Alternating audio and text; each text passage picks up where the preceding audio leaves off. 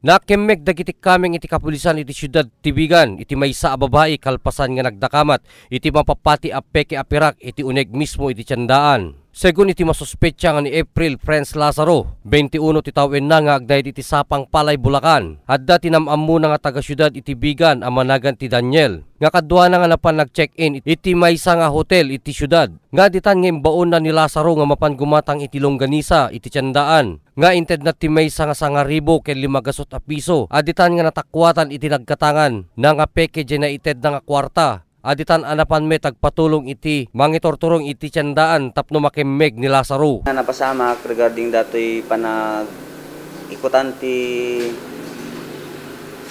fake peso bill ket aduktalan ti maysa nga aglaklako ti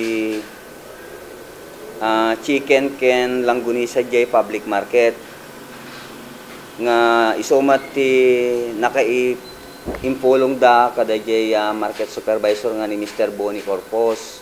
Ket in-text da kanyami nga daji nga babae nga nakaikot ti 1,000 peso bill ken 500 peso bill. Inimbitaran da di opisina da. Ti panakipatpatang iti press corps ken ni Lazaro, may sa isuna nga GRO, iti maysa nga balay paginuman sa jay lugar da. Ipapasyal niya daw ako nahuli ako dito Nahuli ka lang ano? ng pulis. Ba't ka nahihuli ng pulis? Peke daw pera ko. Ano? Peke ka no kwarta ko. Hindi ko ba natin yung pera na pinapili ko Peke? Hindi ko po alam. Sigurado ka? Yes, sir. Tapos? Wala na. Nawawala na po nung kinokontak namin, nawawala na Out of coverage na yung cellphone.